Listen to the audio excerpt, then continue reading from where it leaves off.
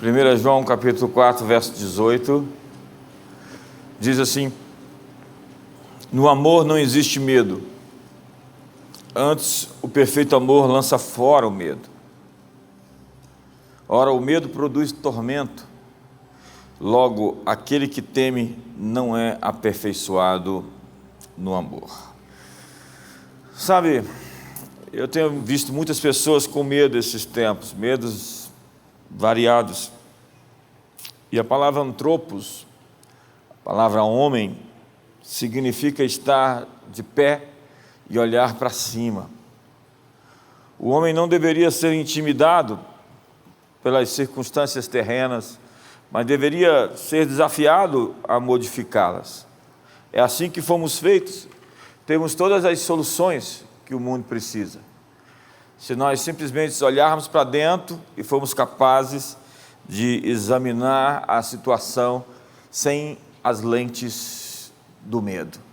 Porque quando você está muito assustado, você vê coisas diferentes daqui, na verdade, elas são. Você as observa dentro de um ponto de vista de pavor. Isso faz elas se tornarem maiores do que são.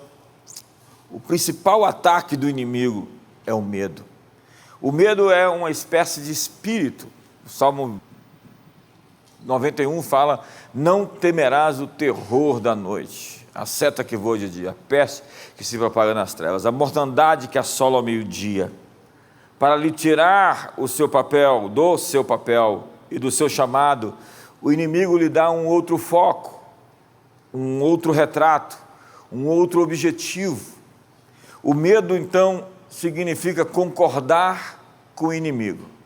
O medo empodera o mentiroso.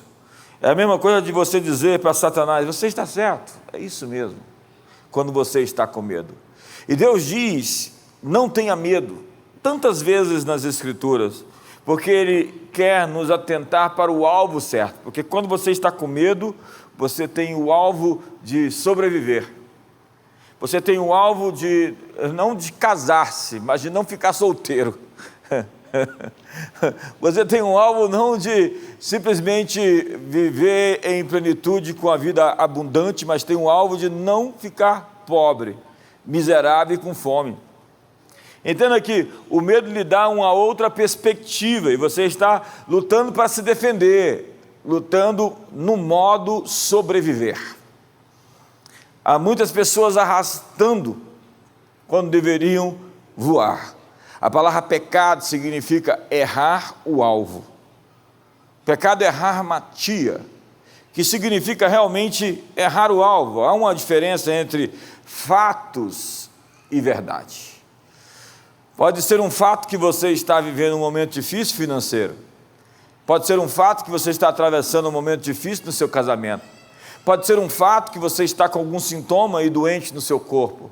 Mas a verdade é que Jesus curou você naquela cruz, levando sobre si no madeiro, por suas chagas foste sarado. A verdade é que aquilo que Deus uniu, não separe o homem. A verdade é que o Senhor é o teu pastor e nada lhe faltará. Pode ser um fato, e é inegável, que você possa estar vivendo situações críticas, mas as suas circunstâncias vão se dobrar à promessa que Deus fez. Aquilo que está à sua volta vai declinar diante daquilo que Deus prometeu. A sunamita é aquela mulher que colocou uma casa, um quarto para Eliseu dentro da sua casa. E quando o seu filho morreu, de insolação provavelmente, não se sabe ao certo, ela foi procurar o profeta. E o marido perguntou: está bem? Ela disse: está tudo bem. Então Eliseu enviou o seu servo, Geazi, e ele se adianta e pergunta para ela: está tudo bem? Ela disse: está tudo bem. É incrível que ela estava com um menino morto, e ela estava dizendo: está tudo bem. Ela não está em negação, ela foi compartilhar o seu problema com quem poderia resolvê-lo. Então ela encontrou o profeta e disse: eu te disse para você não me enganar, eu não te pedi coisa alguma, eu não pedi coisa nenhuma para Deus. E o profeta diz: Deus me encobriu. E o profeta entrou no quarto daquele menino, e a morte saiu, e o menino ficou vivo outra vez. Ela não atentou para os fatos, ela atentou para a verdade da promessa. Reconheça os fatos, mas diga a verdade. É fato, qualquer coisa que o Brasil esteja vivendo hoje, o mundo está estranho, o mundo está esquisito, mas a verdade é que, como as águas cobrem o mar, assim eu encherei a terra com conhecimento da minha glória, diz o Senhor. A sunamita soube dizer ao profeta: não é sobre mim, mas é sobre você. Não é sobre mim, mas é sobre o Deus de Israel. Não é sobre mim, mas é sobre o Senhor dos céus e da terra. Tem um texto em Isaías que está falando comigo há muito tempo, que diz, no capítulo 51, no verso 12: Eu sou aquele que vos consola. Quem, pois, és tu para que temas o homem, que é mortal, ou o filho do homem que não passa de erva? Quem és tu que te esqueces do Senhor, que te criou, que estendeu os céus e fundou a terra, e temes continuamente todo o dia o furor do tirano, que se prepara para destruir? Onde está o furor do tirano? Deus está dizendo: quem você acha que é para estar com medo? Por que você teme aquele que está prestes a morrer? Quem és tu que teme o homem mortal? E está dizendo: quem és tu que te esqueces do Senhor? Deus está dizendo: para você estar com medo, você precisa se esquecer quem eu sou. Você está com medo hoje, porque você se esqueceu quem eu sou. Quem és tu que te esqueces do Senhor? Você realmente acha que é sobre você? É sobre Deus. O Salmo 115 diz: não a nós, Senhor, não a nós, mas ao teu nome da glória, por amor da tua misericórdia e da tua fidelidade. É por amor ao teu nome, da tua misericórdia e da tua verdade, porque se diriam entre as nações: onde está o Deus deles? O salmista faz uma oração incrível, eu gosto dele. Eu aprendi a ler com Davi, ele é meu professor. E ele está falando assim: Deus, não é sobre mim, é sobre ti. Ele está dizendo: é sobre o que vão dizer sobre ti, porque eu sou aquele que representa a ti. As pessoas me veem e elas sabem que eu sou um ministro teu, que eu creio em ti, que eu te sirvo, que eu respondo a ti, que o Senhor é o meu Deus. Então não é sobre mim, é sobre ti. Me dá a vitória, porque é sobre ti essa vitória. Me dá, Senhor, a cura, porque ela virá, se tornará um testemunho sobre a tua glória. Restaura o casamento e me dá não somente o suficiente, mas o mais que o suficiente, para que eu possa abençoar muitos outros, para que o teu nome seja exaltado em minha vida. Quando você acredita na mentira, senhoras e senhores, você empodera o mentiroso. Se você sai de um momento de oração, depois de orar bastante, e você sai com medo, triste, você tem que rever que tipo de oração você está fazendo para Deus. Há pessoas que oram, e é incrível, elas se reúnem para orar, e elas voltam dali tão negativas, e eu fico questionando com quem que elas se encontraram, porque quando eu me encontro com alguém realmente poderoso, eu saio dali poderoso, eu saio dali forte, vigoroso, entusiasmado. Há pessoas que saem depois de um momento de oração com crítica: as coisas estão ruins, vão ficar pior, realmente está muito difícil. Eu quero lhe dizer que você está orando numa zona cinzenta. E você está tendo encontro com os pensamentos dos principados e das potestades, naquilo que a Benny Johnson chama no seu livro fantástico, O Intercessor Feliz. O intercessor tem que ser feliz. Cuidado com intercessores com cara de morte. Você já viu aqueles profetas que você olha para eles e já fica assustado? Não deixa ele profetizar para mim não, que é hoje. Fuja deles. Eles estão orando na segunda dimensão, na dimensão dos problemas, na dimensão dos principados e potestades, na dimensão do mal. Eles não estão no terceiro céu, ouvindo Deus, ouvindo as soluções, ouvindo as respostas. Eles estão ainda na esfera das crises. E eles, pior, se acham. Eles têm uma cara de espiritual superiores a nós, mortais. E eles nos olham de cima para baixo, do tipo, você tem que melhorar. Joel capítulo 3 diz: proclamai isso entre as nações, apregoai guerra santa e suscitai os valentes. Onde estão os valentes aqui hoje? Me ajuda aí. Vai melhorar.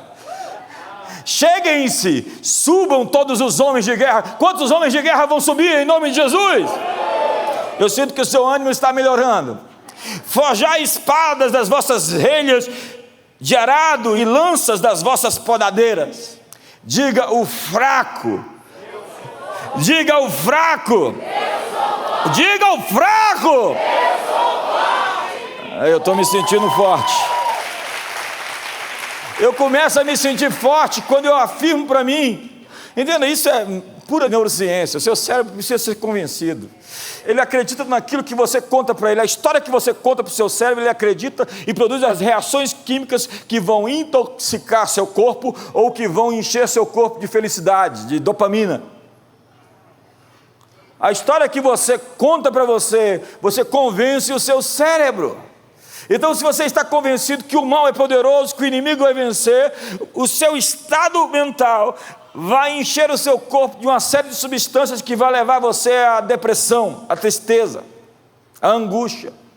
Mas quando você se convence que o Senhor está no trono, apesar de todos os inimigos que estão se levantando, e que Ele ri e zomba dos juízes e dos príncipes da terra, quando você está convencido de que Jesus tem a palavra final, que Ele é o Cordeiro de Deus que tira o pecado do mundo, e Ele pode abrir o livro e desatar os seus selos e levar a história ao seu ponto final, quando você está convencido que todo joelho se dobra e toda língua confessa que Jesus Cristo é o Senhor para a glória de Deus Pai, então vocês têm uma nova mentalidade, você tem um novo pensamento, e apesar de se sentir fraco, você começa a afirmar para você que você é forte, apesar de se sentir fraco. E ao dizer isso para você, o seu cérebro fica convencido que você é forte. Daqui a pouco eu vou ver você voando por ali. E não foi porque você tomou Red Bull, foi porque você entendeu a sua identidade, o seu papel, o local que você tem na geografia e na história. A força se torna realidade quando é declarada. Então, se você não tem alguma coisa boa para dizer, não diga nada. Eu sei que tem pessoas que abusam disso, mas quando Deus te chama para uma batalha, é porque você está equipado para a vitória.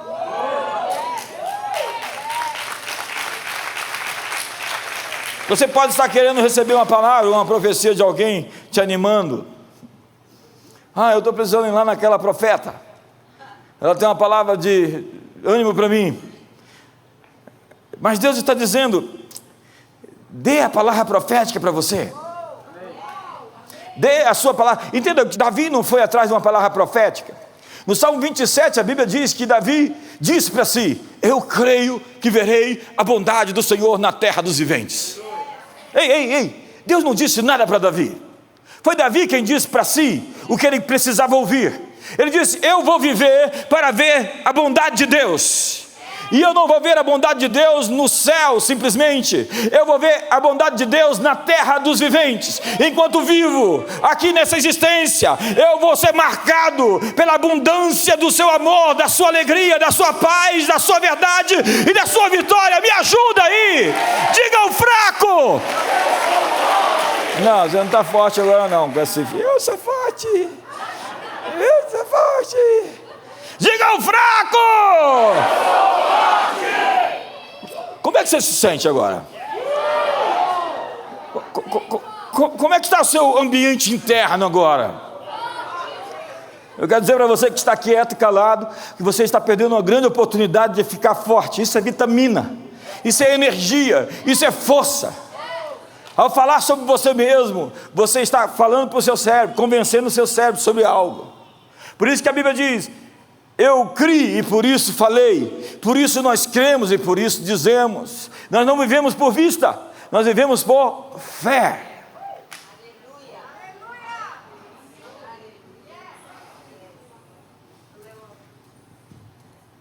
Declare a sua força e isso se tornará uma realidade. Anime a si mesmo, porque a fé fala. 2 Coríntios 4,13: tendo porém o mesmo espírito da fé. Diga comigo essa frase: espírito da fé. Nós vamos entender agora o que é o espírito da fé. Como está escrito: eu criei, por isso é que falei. Também nós cremos, por isso também falamos. O espírito da fé é crer e dizer. O espírito da fé é Jesus que diz: se você for capaz de olhar para aquele monte e dizer a ele: erga-te e lança-te ao mar, e não duvidar no teu coração, tudo o que você disse se fará. Ele está dizendo: creia e diga. Convença seu cérebro, convença a si mesmo, tenha confiança. Quando você começa a se sabotar com suas próprias palavras, com seus pronunciamentos, você começa a perder sua força e você começa a derreter. Deus diz ao profeta: fale com os ossos secos. Como? Eu vou falar com coisas inanimadas, mortas? Sim, fale com coisas mortas. Jesus disse para falar às montanhas. Jesus falou com os ventos, com as tempestades. Jesus falou com uma árvore, uma figueira. E agora o profeta é desafiado a falar com ossos. Fale as suas circunstâncias. Converse com elas. Diga: vocês vão se dobrar ao nome poderoso de Jesus Cristo. Fale as doenças e as enfermidades. Fale ao medo. Fala: olha, medo, eu não vou mais conversar com você. Nossa conversa acabou. Ossos secos são um fato. Mas Ezequiel, faça o seguinte, profeta: fale a verdade sobre os fatos, que apesar de mortos e secos, a sua palavra profética vai agitar, ativar, acordar aquilo que estava morto na sua vida e vai pôr de pé um exército invencível. Fale com o seu corpo adormecido. Fale para si mesmo: eu sou forte. Deus está falando: diga o que eu estou dizendo e veja o que eu vou fazer. Algo acontece quando você transforma o medo no seu alvo. Anime a si mesmo e veja o que Deus vai fazer. Sabe, Efésios 6, verso número 10 diz: sede fortalecido no Senhor e na força do seu poder. Como eu posso ser fortalecido em Deus? Na força do seu poder. Ele explica: pegue a armadura de Deus, o cinturão da verdade, a couraça da justiça, o capacete da salvação, o escudo da fé, os calçados de preparação da paz, a espada do Espírito. Não há um armamento para as costas, porque dar as costas e fugir não é uma opção. Retroceder não é opcional. Nossa visão está para frente, é para lá que estamos indo, para o futuro. 1 Samuel capítulo 30, verso 6 diz: Davi muito se angustiou. Olha só o ambiente. Os amalequitas tinham entrado dentro do arraial de Davi. e tinham queimado tudo, posto fogo em tudo e roubado tudo. Roubaram as mulheres, roubaram as crianças, saquearam tudo, e Davi agora está em prantos. A Bíblia diz que ele se angustiou, porque o povo falava em apedrejá-lo. Imagine seus amigos mais próximos querer matá-lo, porque todos estavam em amargura, cada um por causa de seus filhos e de suas filhas. Mas a frase seguinte define o espírito da liderança. Porém, Davi se reanimou no Senhor seu Deus. Um líder tem que ter a capacidade de se reanimar. Liderança exige que você seja capaz de se autogerenciar, de se autoliderar, de se autogovernar. Então, Davi não sucumbe, não declina, não decai, não derrete, não se esmaga, não se desfaz. Ele se ergue, se solidifica. A Bíblia diz que ele consulta ao Senhor: perseguirei eu os meus inimigos? E Deus disse: sim, Davi, vai atrás deles, porque você os alcançará.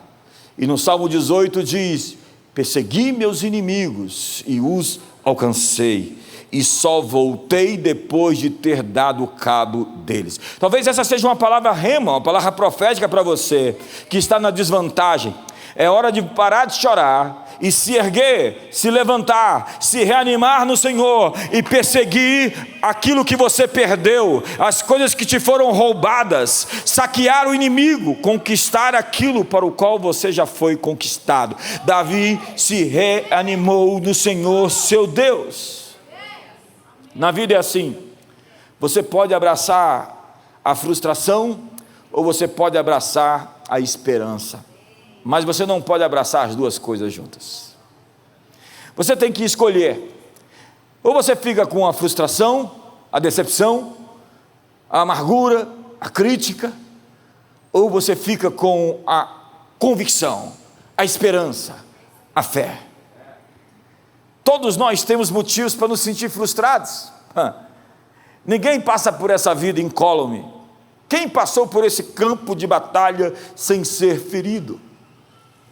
Aqueles que foram salvos em grandes tragédias terão danos emocionais, mas podem se recuperar se assim decidirem. É incrível a nossa capacidade de regenerar, de recuperar, de restaurar. É incrível como o ser humano foi feito capaz de se autocurar. Você não pode abraçar a fé e a decepção juntas, vai ter que soltar uma delas. Entenda, Ana está na Bíblia, ela é estéril, ela não produz filhos, e tem uma menina lá, uma tal de Penina, que está simplesmente escarnecendo de Ana, porque Penina tem filhos e Ana não tem, e Ana podia ter abraçado a decepção de não ter filhos, ou ela podia rasgar seu coração em um clamor, que para quem passava, pensaria que ela estava simplesmente bêbada, e foi isso que Eli pensou, quando viu aquela mulher se derramando em Deus. Ao invés de sucumbir diante de um fato, da esterilidade, do exame que mostrava você não pode ter filho, ela chegou diante de Deus e abriu o verbo, abriu o coração, e o sacerdote ali disse: mulher, deixa esse teu vinho, é muito cedo para você estar bêbada. Ela disse: meu Senhor, não me tenha por filha de Belial, eu estou aqui com um voto, que se o Senhor me der um filho, eu vou trazê-lo em oferta ao Senhor para o ministério sacerdotal.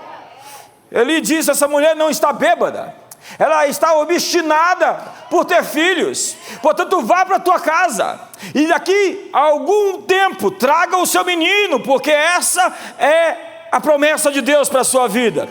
O seu fato é que você está estéril, a verdade de Deus é que a esterilidade vai declinar diante da promessa que Deus fez. Quem precisa de um milagre, não tem reputação a zelar, não ora com pose. Já viu gente que ora com pose? Tem gente que fica disputando para ver quem fala em línguas mais bonito.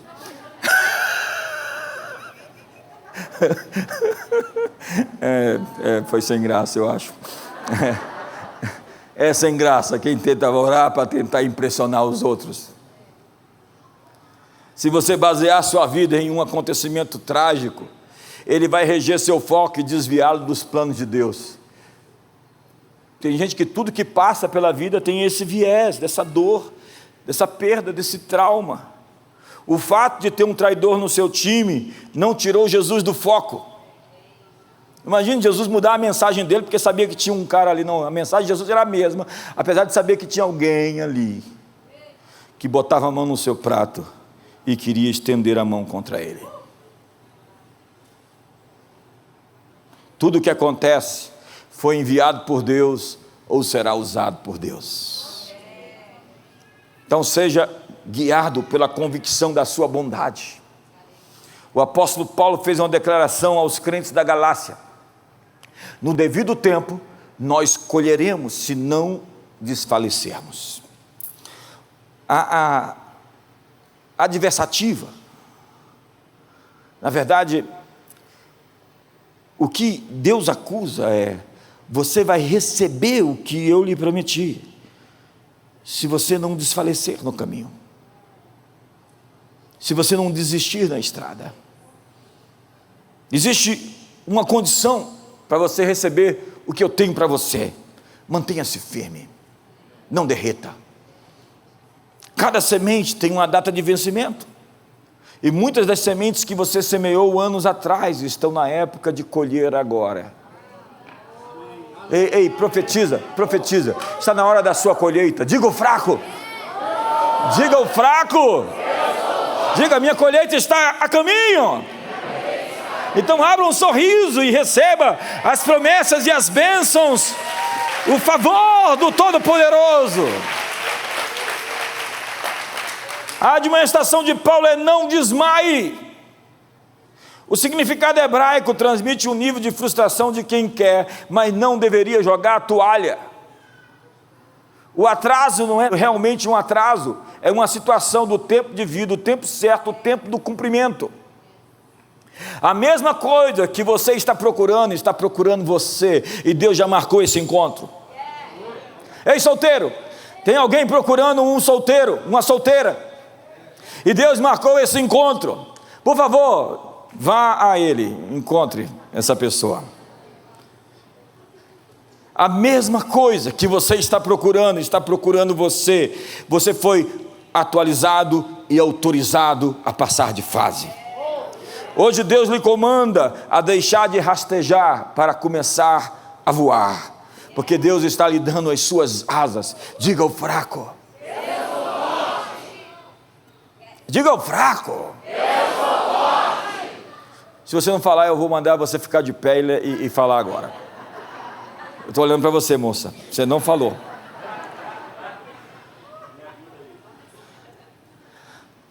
A verdadeira fé se alegra antes que as coisas aconteçam.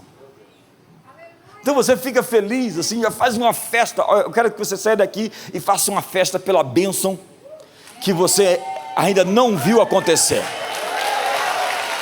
Aí as pessoas: o que é que você está festejando? Eu estou festejando a minha vitória, porque ela já é a verdade de Deus, ainda que os fatos digam que não. Deus disse.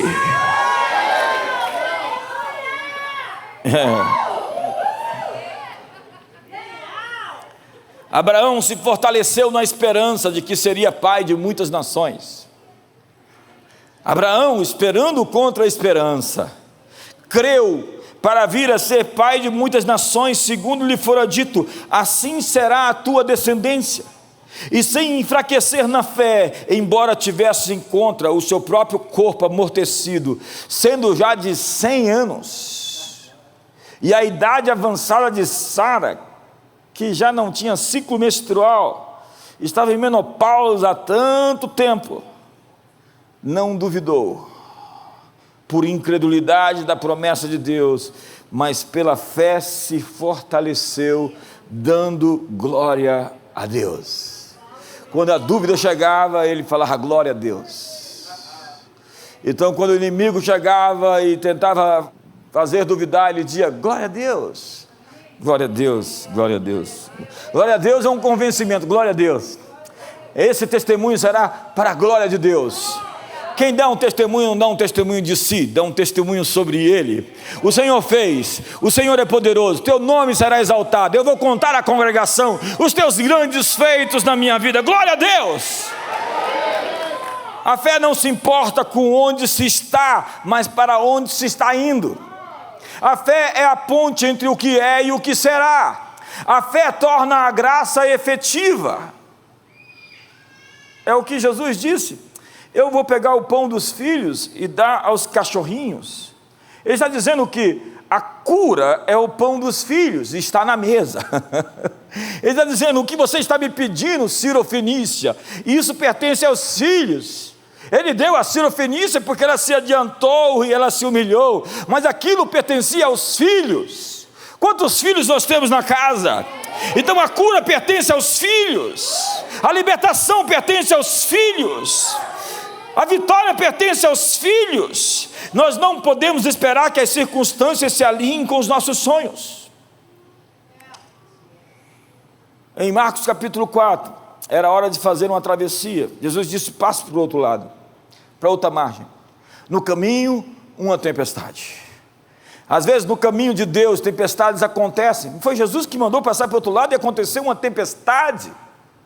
Não pode ter sido Jesus que me mandou fazer essa travessia.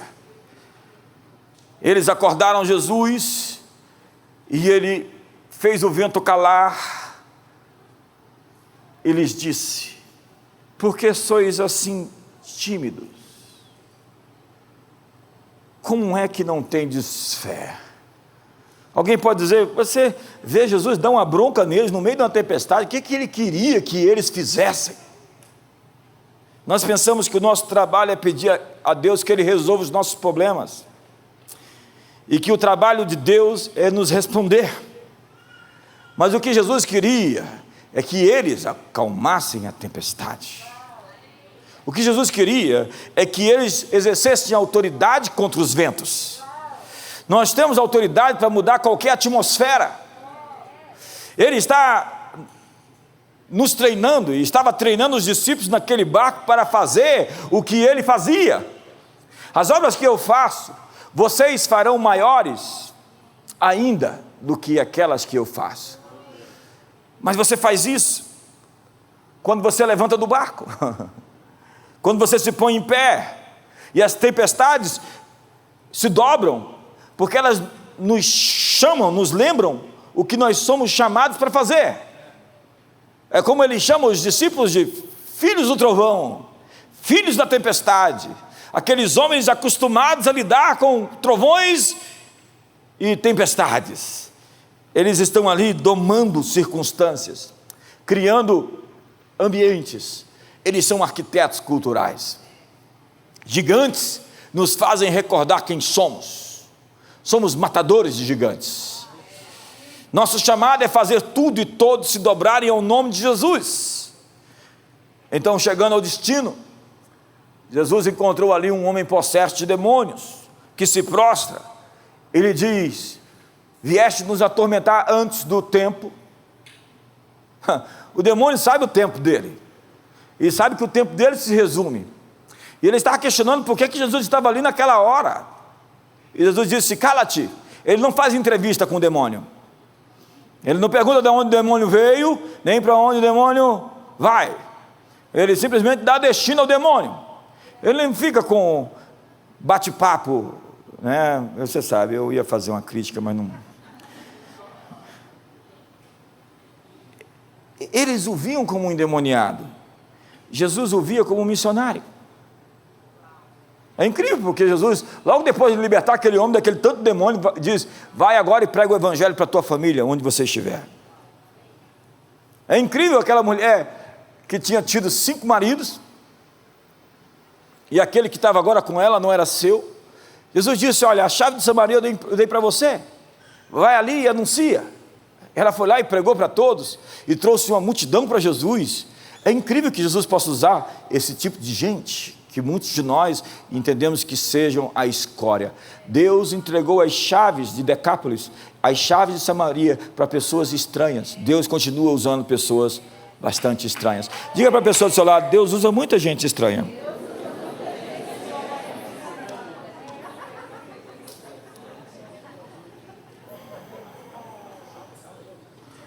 Eu vou terminar. O medo é a fé no reino errado. O medo é uma fé. Tem gente que tem fé, fé que vai dar errado.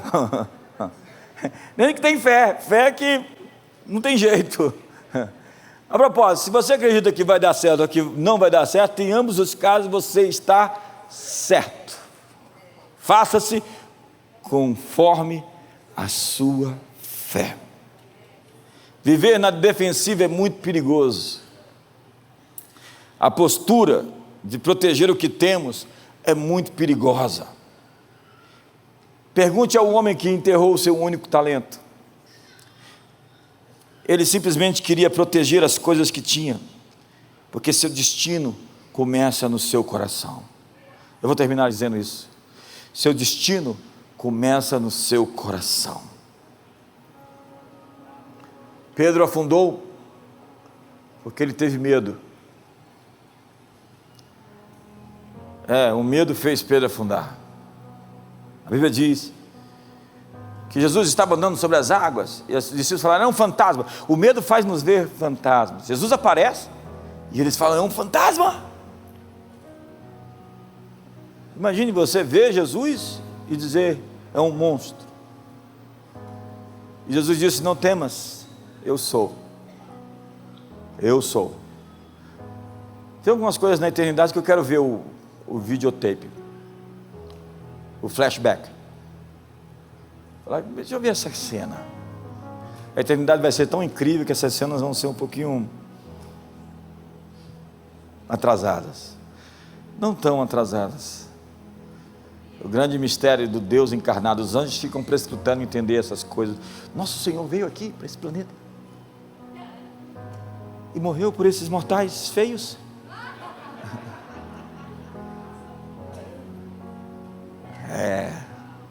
Mas amados, ainda não se manifestou o que havemos de ser, porque quando Ele se manifestar, seremos semelhantes a Ele, porque o veremos como Ele é. Imagine que agora Jesus, a Bíblia diz que Pedro disse: se és tu, manda-me ir ter contigo. E Jesus lhe disse: vem, Pedro. Hoje Jesus está dizendo: vem, Pedro, vem, Maria, vem, Paulo, vem, Tiago, vem, Sônia, vem, Silvio, vem, Roberto, vem chapar o pé na água assim. Imagina a cena assim. Dá para fazer um filme assim, aquelas gotas de água subindo assim, bem lentamente, a grua vira. Eu vou ser diretor de cinema, irmão, ainda.